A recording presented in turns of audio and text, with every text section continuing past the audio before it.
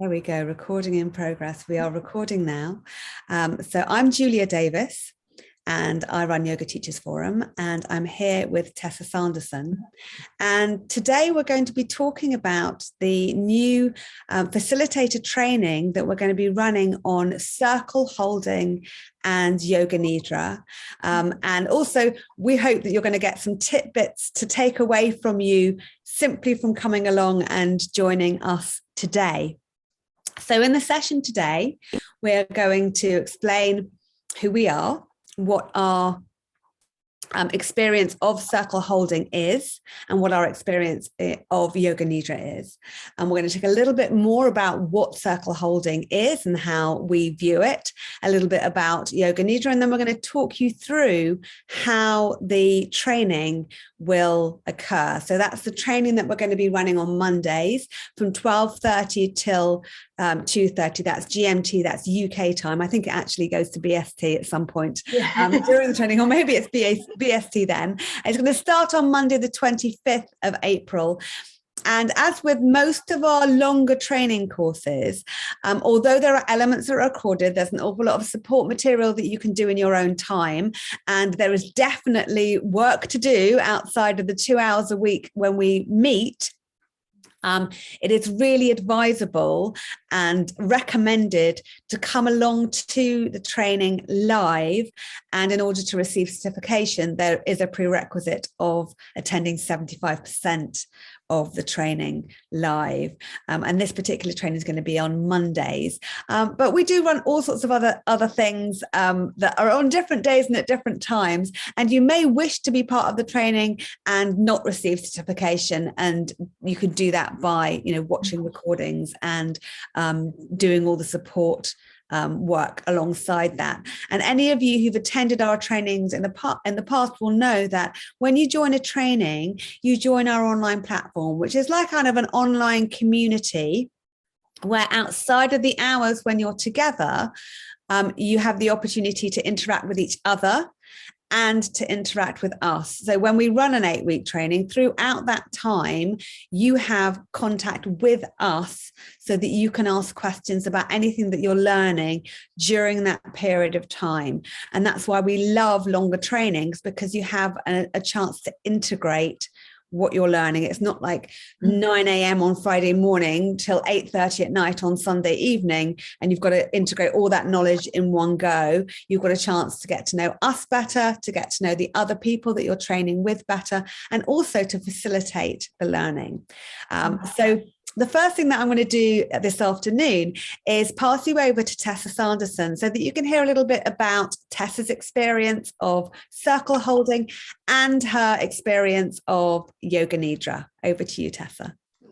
First of all, I want to say that I think the homework for this training is probably the nicest homework that you could ever have. A lot of it is going to be listening to Yoga Nidra. So, you'll be listening to a real diverse collection to begin to see what you resonate with, what your favourite aspects are. So I think that's probably a wonderful kind of homework to have. We'll be sharing our own. You'll be able to seek out other people's, and, Julia and I have different styles as well. So you've got two different sort of perspectives on it. So in terms of circles, I have been running a circle for 8 years in September, it will be. And that has been a monthly circle, and it's gone all the way through the pandemic. It went online for a while. So you can very much do the circles virtually. It has a different quality, but it can bring you to a much wider community, and that's wonderful. I also run mother and daughter circles, different age groups, and they tend to run sort of more on an ad hoc basis. So they might be, we meet 4 times over a year, or it might be a completely one-off where there's been a demand. We just meet for one day perhaps. And then in terms of the Yoga Nidra, I use it in all my classes. I originally trained in it to be able to share it in my pregnancy yoga classes, because I felt like it was yoga's equivalent to hypnobirthing. Very, very powerful. And what I love about it in that particular situation is that it's really about the process. It's about being there in the moment. Sometimes hypnobirthing is very, very useful. It is outcome focused. So I actually use both of those things in my birth preparation trainings, Yoga Nidra and hypnobirthing. But as I say, I use Yoga Nidra in all of my classes. So my Well Woman class, I use like a little short version in the mother and baby yoga classes. I use it in my women's circle as a way of, because we meet in the evening, as a way of just settling into the space, letting go of what we've been doing during the day, and creating a sense of connection with the body, connection with the people around. So I live and breathe it. I try and do listen to a Yoga Nidra every single afternoon. It's my main practice, actually. I used to do a formal meditation practice, but over the years, this is what I need in my life at the moment. That's lovely, Tessa. So my experience of holding circle is that I like to hold circle in my yoga classes. It's very much a circle experience. So, for instance, when we practice a meditation practice, we'll sit in circle when we practice, and then we'll feed back within that circle. I hold yoga teachers circles. We have all the lovely yoga teachers who run trainings with the Yoga Teachers Forum. We gather regularly in circle, and I facilitate those circles. And the trainings that I run as well, we run them in the format of sitting in circles. So when you come and join us for the circle holding training with Tessa and I, you will be held in circle as you do that. I've also had moon circles run from my studio. I really like circles as a way of being together. So it's a way that I choose to hold many of the gatherings that occur in my local studio. And what I have found is that online, circles work very beautifully. The fact that we have gallery view as an option on Zoom means that there's an opportunity to see everybody who's in the circle together. And what I love also is the fact that there's mute and unmute, is that interrupting happens a lot less often, or it's easier to facilitate not being interrupted when you sit in circle in that way. So it's a beautiful way of living. I've got a daughter who's studying politics at the moment, and she listens to the Houses of Parliament regularly. And I just think, oh my goodness, wouldn't it be wonderful if all politicians had to sit in circle? They had to listen until somebody had finished what they're saying before speaking themselves, and there would be no baying allowed. So I think it's something that we can bring into our lives and our practice. And many of us as yoga teachers work within a yoga world, but there are other people who work in corporate worlds, or they work in schools, or you might work in worlds outside of yoga. And then you can take the circle holding skills into whatever space that you're in. Even if there's like a family struggle or a family dispute, or an issue like that, sitting in circle can be a really magical way for dispute resolution. Yeah, absolutely. I've got people who've signed up for circle workshops who are based in the university. So, for example, one lady who wanted to run circles with her PhD students because she felt like the emotional support wasn't there, particularly for the overseas students. There was another lady that is interested in running circles in her church group. The possibilities are absolutely endless. It's very exciting. But I was laughing, Julia, when you were saying about the muting and unmuting, because I remember I took my women's circle online during the lockdowns, and I felt really uncomfortable to begin with muting, unmuting, because it sort of felt like I was controlling too much. But the other great thing also is the breakout room function. So where I've had a really big circle, particularly online, it's really nice to be able to use the breakouts and maybe do a listening partnership in pairs. You can talk about something and then bring it back to the circle, and that really sort of facilitates that process online, I find. Yeah, I would totally agree with that. And that's something that occurs in, I think, most of our longer trainings, is that we've got the opportunity to sit in circle and then go out of circle into breakout rooms and come back again. So there are some beautiful advantages to sitting in circle online. And obviously there are very different advantages to sitting in circle in person. The reason why for the long facilitating training, and I will saw there's a question coming through. We will definitely address questions towards the end of this session.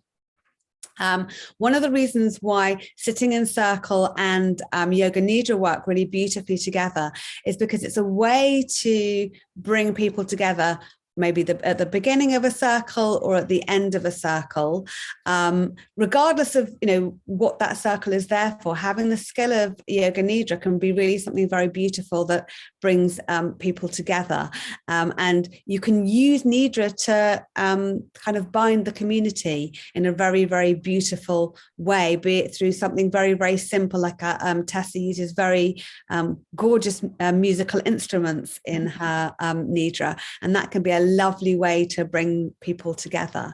So just thinking about things in terms of that. As far as Yoga Nidra and my experience is concerned, my experience of Yoga Nidra starts way back. So my dad, when I was a little girl, used to do a form of Yoga Nidra with me that he would never have called Yoga Nidra, and he was really passionate about it, and it was his way of doing relaxation. He said that that was his pathway into yoga many, many years ago, and it was a revelation to him because it took him from a place of sleeplessness to a place of finding a way to regulate his body and bring about relaxation. So that was kind of a really personal thing. I didn't even know what it was at that time. And then I came across something called autogenic training, which is a very specific medically informed relaxation technique, which I learned and I practiced. And when I practiced it, I was advised, it was for a medical reason, as I would advise to practice it twice a day. So for a period of time, that was my Yoga Nidra alternative practice. It's very similar, slightly different to Yoga Nidra. Then I came across the formalized Yoga Nidra as practiced by the Bihar school, which is also very specific. Do check out Yoni Shakti, the movement, for the details of the abuse that has occurred within the Bihar world as well. It's really useful. It was very useful for me to learn that training. And then I loved the way that the Yoga Nidra network kind of widened Yoga Nidra into something that is much more of a creative process. And I've spent time within that organization too. My love of Yoga Nidra also, it's very much my go-to practice. I'm on day 2 of my bleed today. In order to be able to be out in the world doing this talk with Tessa, Yoga Nidra was like an essential practice that I chose to do this morning, but to kind of replenish myself before joining this group.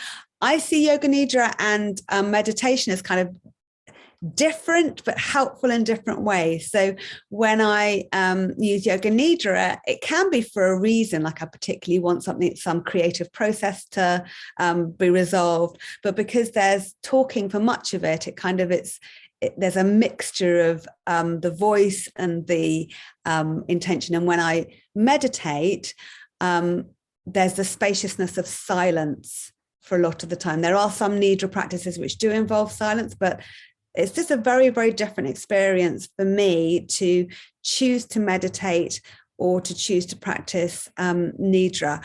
I would say for me, Nidra is much more replenishing and kind of, it's like a beautiful hug. And in a different way, meditation can be useful because, for example, it really helps with my impulsivity. If I've had a chance to sit with something, I'm less likely to be impulsive. So I really do see that there's great value in both, but I see them as very, very different skills and necessary in different ways. And if I was only allowed one to take into my life going forward, then Nidra would probably be the one that I would choose because it's so nurturing. So hopefully Go on. I was just going to say as well that I think the Yoga Nidra can be a really lovely practice for maybe beginners to meditation, because if they're struggling with sitting in a formal meditation posture, then you might not sort of get to the place that you're hoping to get to with the meditation. Whereas if you lie down and you've got all the props and the bolsters, you can choose the position that feels comfortable. Not so comfortable that you fall asleep maybe, but if you're using it as a meditation practice, but I think it makes it more accessible to more people. And I know people who've had long meditation practices spanning, sort of 30 years, who've actually decided to move away from a formal practice to that place where the body is fully supported. It can be really flexible. Yeah, I agree. When it comes to Yoga Nidra, there's something really beautiful about it. And also in terms of constructive rest. So there's so much talk about the need for the rest and people being exhausted, and then being told that, well, TV is not the way to do it, or reading a book isn't the way to do it. But how do you rest outside of bedtime? It can be, Yoga Nidra can be a really easy way to do that. You kind of turn on, Yoga Nidra. So we can do that for our communities. We can gift them something that they can do or not do, in circle, and with others. So there's something very, very special about creating a Yoga Nidra for a specific group, sharing that Nidra with that specific group, getting their permission to record that exact same Nidra as they're practicing it, in order to gift it to that actual group so that they can go home and listen to it. So, you may or may not have gone to a festival where Nidra's shared, and then they've been recorded Nidras from that festival. And then you've gone home and you've been able to listen, and then it takes you back to that experience. It takes you back to that community with others.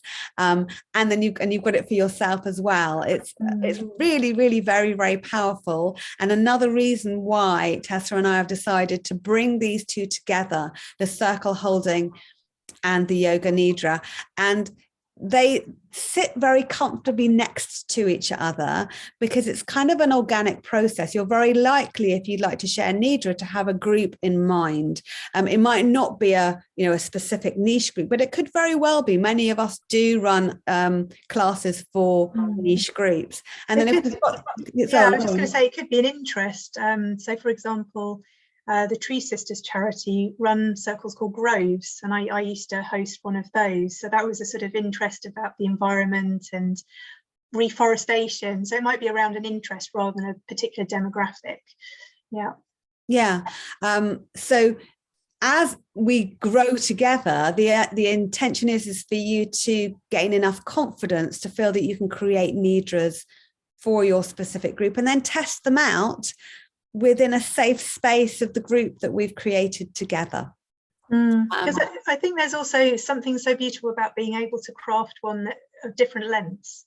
So, sometimes probably the shortest one I would tend to share, I've just got a little bit of time, 8 minutes. I can do the complete process, bare bones, in 8 minutes. Other times I might, for some reason, do a much longer one of up to, say, 40 minutes.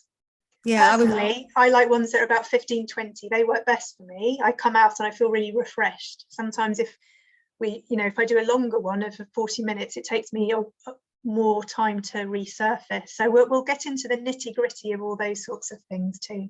I think I was speaking to someone yesterday. I said, doesn't Yoga Nidra have to be 40 minutes long? And I said, no, it does not. And absolutely, we know tricks to share Yoga Nidra for short periods and for longer experience. Like an extended Yoga Nidra could be very nice for somebody who's absolutely exhausted and just wants somebody like sitting by their side as they relax, not knowing whether they're going to be able to get to sleep or not. That can be a really lovely hand holding experience. So we'll talk through that, and where we'll also make very clear the difference between what Yoga Nidra is and what deep relaxation is, and the challenges that can be associated with Yoga Nidra sharing and practice, and how it relates to things like hypnotherapy and hypnobirthing. So those will be things that will be covered in the course. Tessa, would you be happy to kind of talk through maybe what the training looks like? Or I could do that too, but would you like to kind of have a little walk through the 8 weeks that we'll be spending together? Yeah, so week 1, we're going to dive into circle holding, looking maybe a little bit at the community that you might want to start focus on to begin with, why circles and Yoga Nidra work together, and an introduction to Yoga Nidra. So right from that first week, going to start listening to them, reflecting on which elements you like, which you don't, what styles, listening to modulation of the voice and all those sorts of things. So week 2, going to go into the practice of Yoga Nidra, variety of recordings. I'm going to share back to the group the experiences. That's a project week because it's the first bank holiday in May, so there'll be some listening and some work to do behind the scenes. Week 3 is particularly focused on safety and settling. So we're going to be doing some work in pairs, practicing settling, some of the nuts and bolts of Nidra.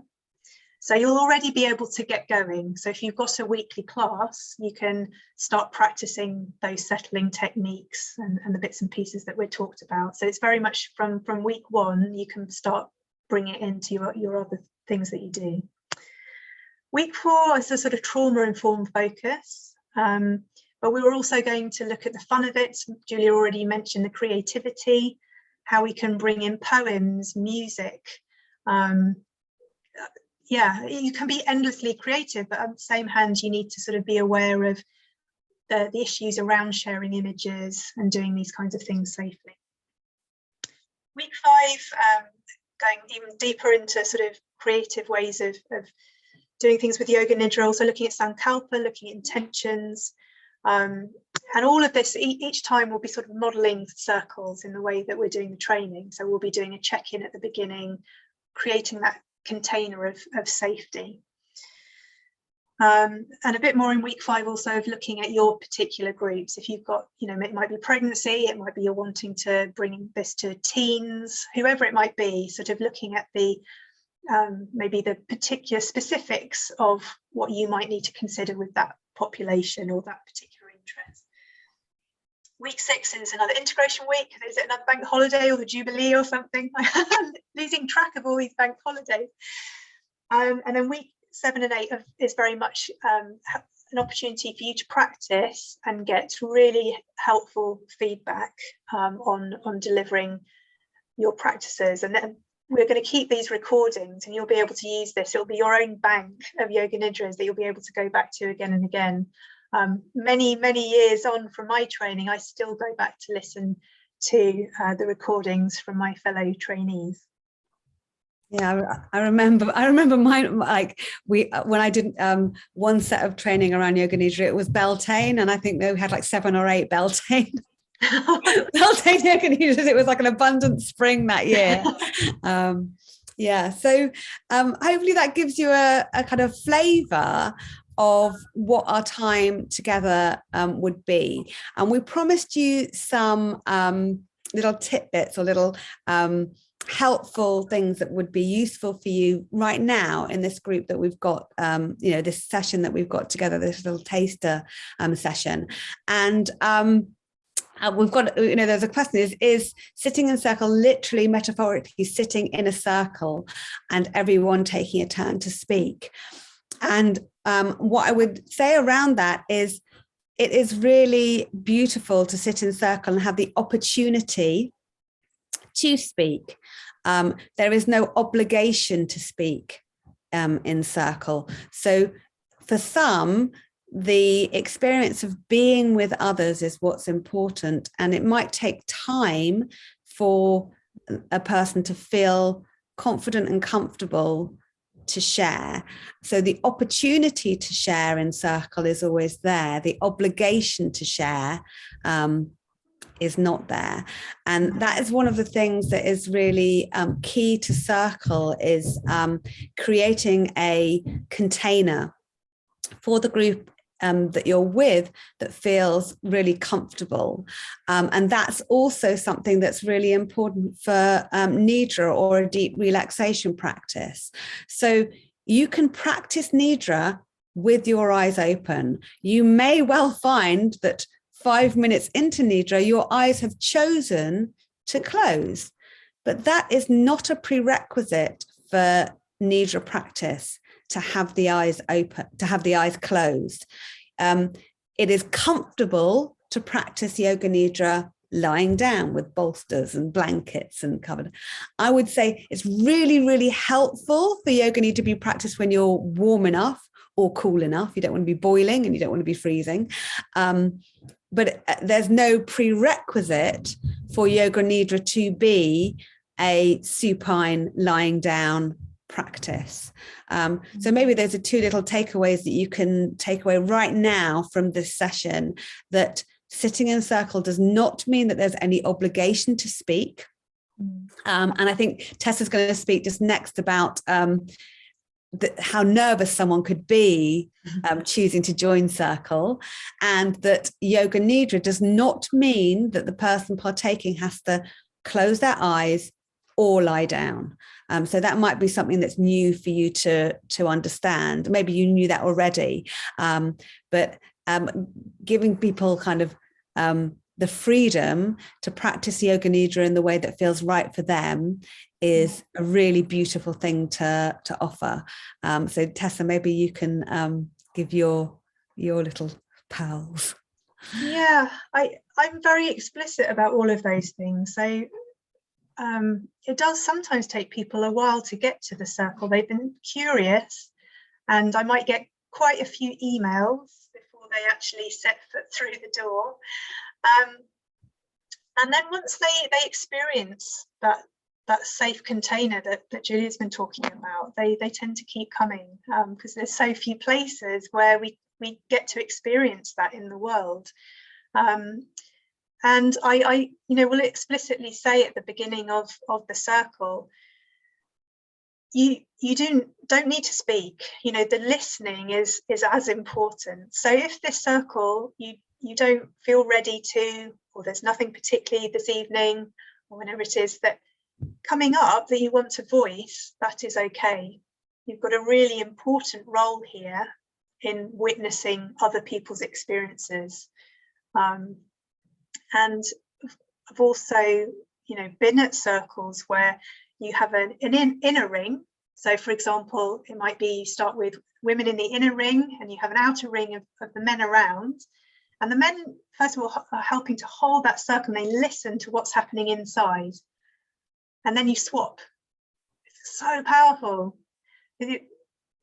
Just really that deep listening without you thinking, all right, what am I going to say next? You're already, going on to the next thing, but instead just sitting, witnessing. So I always make a real point of saying to people, if you don't want to talk, that's absolutely fine. But know that your role as a listener is absolutely crucial to what's happening. And same with what you were talking about, Julia, about having your eyes open. So with the Yoga Nidras, for my trauma-informed sort of practice, will say, it's fine to have your eyes open. It's okay if at any point during the session that you want to open your eyes, have a look around, orient. Maybe you want to satisfy that reptilian, that old part of the brain that just needs to know that you're safe. So maybe, although logically you know that you're in a lovely hall somewhere with familiar people that you've seen for months and months, but there's a part of the brain, that really, primal part, that just needs satisfying and needs to have a look around halfway through. Okay, yeah, everything's fine.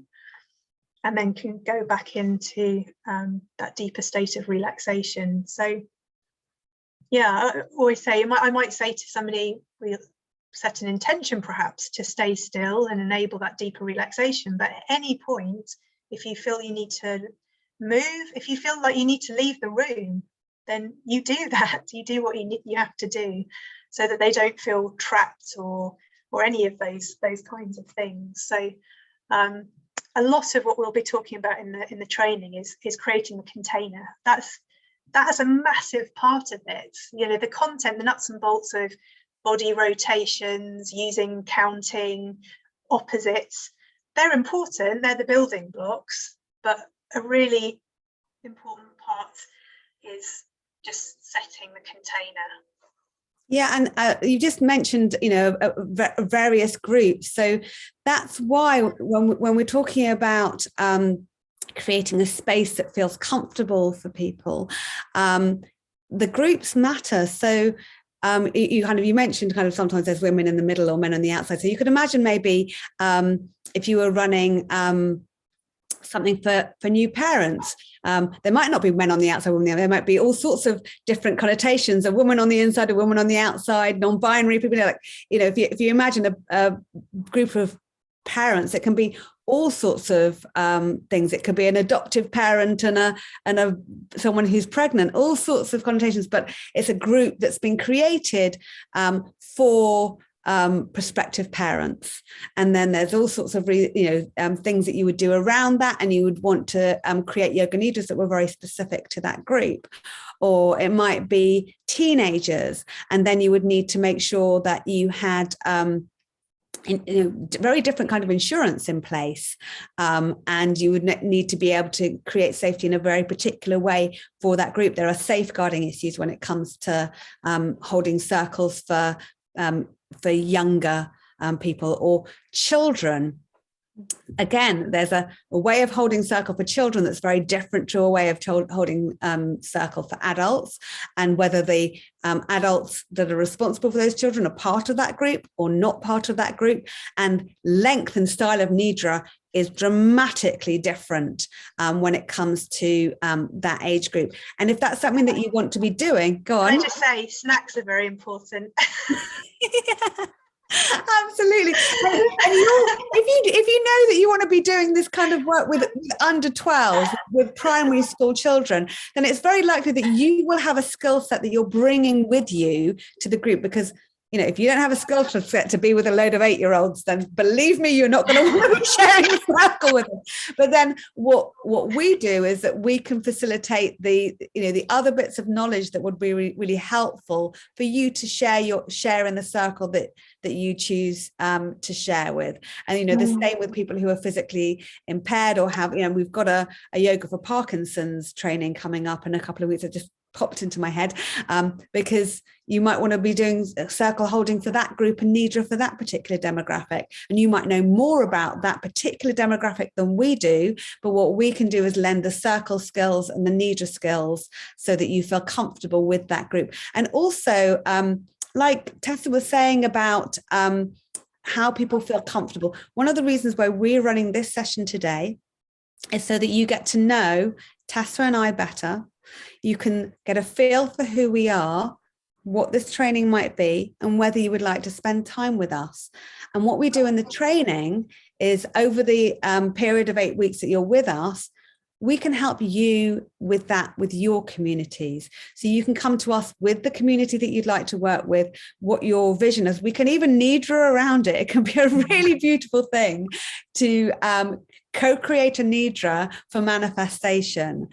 So for manifesting your circle, for manifesting the nidras that you'd like to share with your circle. So we can do that as a co-created space, so that this becomes something that you can practically take out with you. This is not this is the history of Yoga Nidra training. This is not these are the nuts and bolts of Yoga Nidra, and you will be doing it this particular way by the end of this training. That's not what this is about. If that's what you're looking for, there are plenty of trainings out there that do that. This is about feeling confident to create circles for your community. Ideally, the maximum of 12 people that will be with us, and we are capping our numbers, you will all feel confident to take this where you feel comfortable for it to go. So you might have thought, I want to do it this way at the beginning, and by the end of the training, you've actually changed your mind. But It's practical. Yeah. Can I give another example? So in May, I'm going to be running a one-day retreat. And so I've incorporated the circle and the Yoga Nidra into that. So it's going to be this one-day extravaganza. And I think it's been really attractive to people, because not only are they coming to practice some yoga, there's going to be 2 yoga sessions in it, but there's an opportunity to get to know the people that are there. It's not that you're coming and you might have a little chat over lunch and then you never see them again, but a real bringing together and creating proper community. So as part of it, we'll do Yoga Nidra, and like Julia was saying, this chance for manifestation and thinking about intentions. So really it's sort of deep work, and that will, some journaling, and then they'll take that into the listening partnerships to let somebody else hear what's been coming up for them, and then take that into the bigger circle. So you can help sort of expand what people are comfortable with, sort of what their edge is, and they might not that first time that they ever come share in the big group, but they will have had an opportunity with another person in a listening partnership to really be witnessed, to really be heard and seen in what's important to them. Yeah. So there's so many ways that you can use the skills that we're going to be, and I think it's going to be such a rich tapestry. That's why I'm so excited that with the different populations that people are interested in, we're going to learn so much from everybody.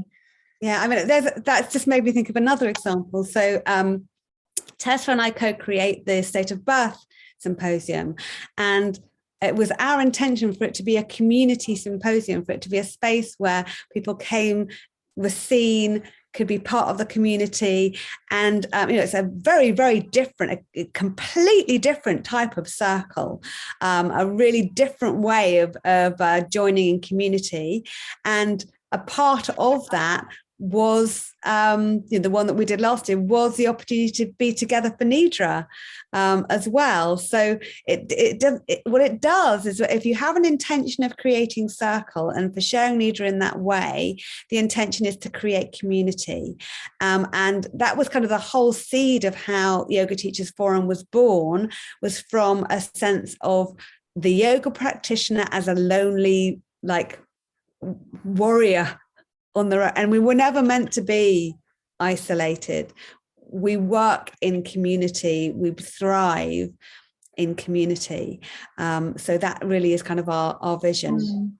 Tessa has to leave us in about 5 minutes, so I'm just going to recap where we've been with this time that we've had together, and then what we'll do is we're going to turn off the recording and open it out to free questions, so that you don't feel kind of viewed. Can I just share one more little thing that I think is really important about why the circle and the Nidra work together? Is one of the really important things to understand when you're holding space is that you need to be resourced yourself. If you come in and you're really stressed and it's been a terrible day and you're up here, it's impossible really to hold space for other people. And so for me, this is talking very personally, that the Yoga Nidra is part of what enables me to have the resources to be able to soothe my nervous system and be in the right place to then create that place for others and help regulate their nervous systems, like co-regulation. But if I came in and it's not going to work. So that's why, to me, those two things sit so beautifully hand in hand. There you go. You spoke to it, and then I modelled it this morning. So to recap, what we've done in this session today is we have given you a little bit of an idea about the Yoga Nidra and Circle Holding Facilitator training, which is beginning on Monday, the 25th of April from 12:30 to 2:30. That will be BST, which is UK time. Hopefully we've given you a flavour of what that training will entail. We've told you a little bit about me and my history with circle holding and Yoga Nidra. You've got a feel for Tessa and her experience of Yoga Nidra and circle holding. And now what we're going to do is we're going to turn off the recording, If you're watching this on catch up, there'll be a space below the recording, either on Facebook or on the recording that's been sent out to you, where you can ask any questions. So you can do that now, and we will respond. If you're doing this on Facebook, do put #replay so that we can see that you're kind of watching this after the event. And also, those of you who are interested in the training, there is the opportunity to pay by payment plan, or if you're facing financial hardship, you would always contact info@yogateachersforum.org to find out about discounts that are available to people experiencing financial hardship. So thank you so much for joining us. I'm going to turn off our Facebook. So thank you everyone on Facebook. And I'm going to turn off the recording.